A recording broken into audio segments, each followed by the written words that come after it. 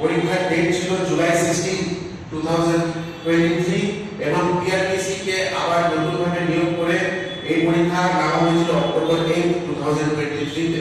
কিন্তু যখন পরীক্ষা নেওয়া হয়েছিল এই আড়াই মাস যে পেপারগুলো এই কোশ্চেন পেপারগুলো কতটুকু মানে এই কোশ্চেন পেপারগুলো লিক হয়নি তা নিয়ে প্রশ্ন উঠেছে।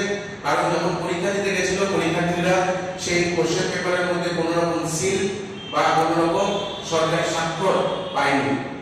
এবং আমরা আবারও জানাই যে রাজ্য সরকার বেকার বিরোধী সরকার এবং এই সরকার বারংবার বেকারদের জীবনকে নিয়ে ছিনিমিনি খেলছে।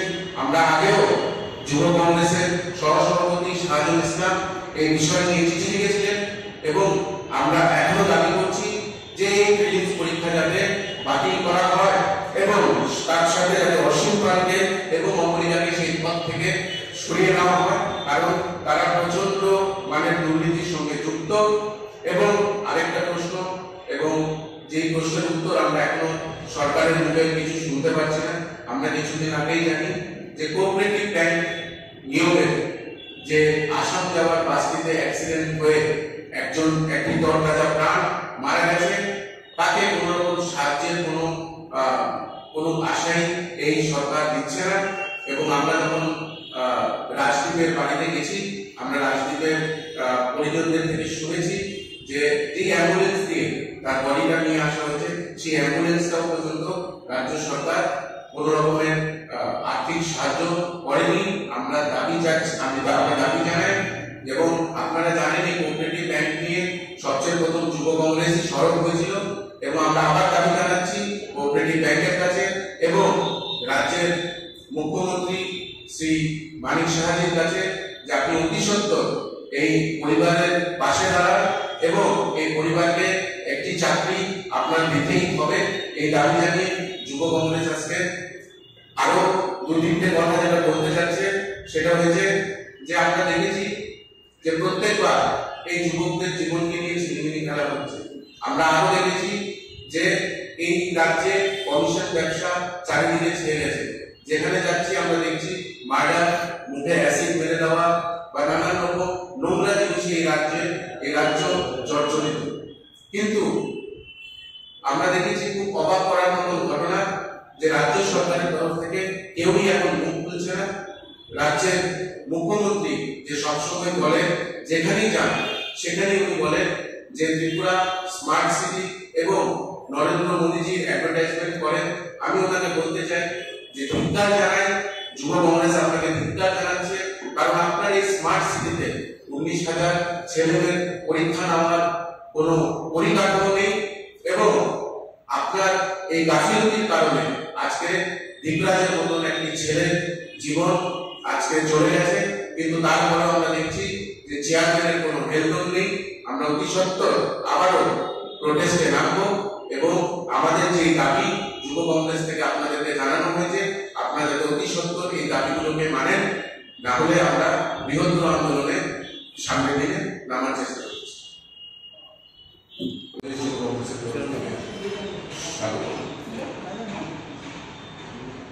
আজকে মূলত এই সাংবাদিক সম্মেলনে আমরা সম্মিলিত হয়েছি কিছু তথ্য এবং এই রাজ্যে যে সরকার আছে, এই সরকার যে বেকার বিরোধী তা নিয়ে যুব কংগ্রেস যে লড়াই করছে সেই লড়াইয়ের কিছু তথ্য আপনাদের হাতে তুলে দেব। আমরা জানি যে ত্রিপুরা ইঞ্জিনিয়ারিং সার্ভিস বা ইঞ্জিনিয়ারদের নিয়োগ বিগত 7 বছর ধরে এই রাজ্যে বন্ধ। 2016-17 সালে শেষবারের মতন টিইএস পরীক্ষার মাধ্যমে 298 জন ইঞ্জিনিয়ারকে নিয়োগ করা হয়েছিল এবং 2018-তে ভারতীয় জনতা পার্টি সরকার আসার পরে এই ইঞ্জিনিয়ারিং নিয়োগ বন্ধ।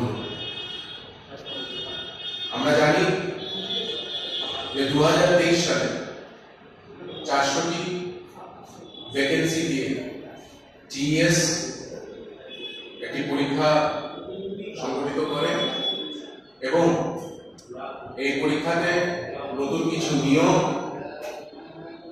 এবং আইন তারা অ্যাড করেন, যার মধ্যে পরীক্ষায় প্রিলিমস, মেইন এবং তারপরে নিয়োগ ইন্টারভিউ। এই প্রিলিমসের পরীক্ষা যখন শেষ হয়, রাজ্যের বেকার ইঞ্জিনিয়ারদের তরফ থেকে একটি দাবি উঠেছিল যে পরীক্ষার প্রশ্নপত্র ভুল, এই যে পরীক্ষাতে যে প্রশ্ন করা হয়েছে এগুলো আউট অফ সিলেবাস, এবং যে প্রিলিমসের নতুন এই যে নতুন পরীক্ষা নেওয়ার যে প্রিলিমস পরীক্ষা নেওয়ার যে নতুন নিয়ম, তার কোনো গাইডলাইন বা কোনো প্র্যাকটিস পেপার ছাত্রদেরকে দেওয়া হয়নি, এবং যে প্রশ্ন বা কি অ্যান্সার্স তাদেরকে দেওয়া হয়েছিল তা টোটালি ভুল। যেখানে নিয়ম আছে যে 100 নম্বরের মধ্যে 20 মার্কস মানে 20 নম্বর জিকে এবং কারেন্ট অ্যাফেয়ার্স নিয়ে হবে, 80 মার্কেটিং, ইঞ্জিনিয়ারিং, টেকনিক্যাল কোশ্চেন্স হবে, যেটার মধ্যে 15 মার্কসের অঙ্ক থাকবে। কিন্তু আমরা দেখেছি এই প্রশ্ন হুবহু গেট এবং ইউপিএসসি থেকে উঠিয়ে দেওয়া হয়েছে এবং ক্যালকুলেটর এলাও করা হয়নি, এবং ওই পরীক্ষাতে প্রায় 45 মার্কসের মতো খালি অঙ্কই ছিল, এবং ক্যালকুলেটর ছাড়া এই ইঞ্জিনিয়ারিং এর টেকনিক্যাল অঙ্কগুলোকে সলভ করা অসাধ্য, কেউই পারবে না। তো তারপরে যখন হাইকোর্টে মামলা করা হয় এবং এই ভুল প্রশ্নের বিরুদ্ধে ছাত্ররা যখন সরব হয়, তখন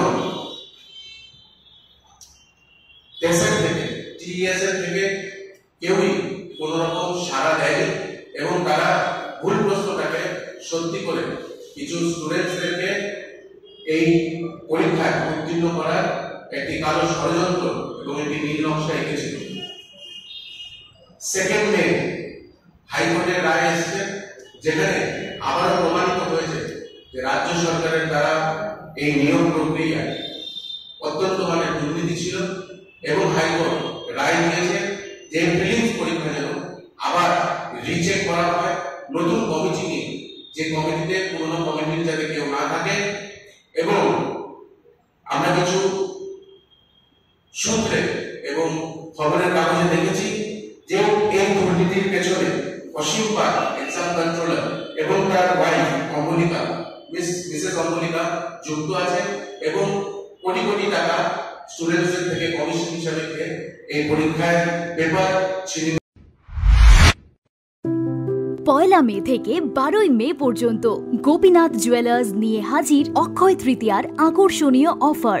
সোনার গহনার মজুরিতে 25% ছাড়, হীরের গহনার মূল্যে 15% ছাড় ও গ্রহরত্নের মূল্যে 10% ছাড়। মেগা ড্রয়ের মাধ্যমে 2টি করে টিভি, 2টি ফ্রিজ ও 2টি ওয়াশিং মেশিন জেতার সুবর্ণ সুযোগ। ডেইলি লাকি ড্রয়ে রয়েছে হোম অ্যাপ্লায়েন্সেস জেতার সুযোগ। তাছাড়াও প্রতিটি কেনাকাটায় নিশ্চিত উপহার। অফারের দিনগুলোতে আমাদের শোরুম রবিবারেও খোলা থাকবে। গোপীনাথ জুয়েলার্স, শুদ্ধতা ও অনুভূতির যুগলবন্দি। আমাদের ঠিকানা হরিগঙ্গা বসাক রোড, আগরতলা পিএনবি ব্যাংকের বিপরীতে এবং সেন্ট্রাল রোড, শিলচর, আসাম। শুভ অক্ষয় তৃতীয়া। অক্ষয় হোক তৃতীয়ার উৎসব।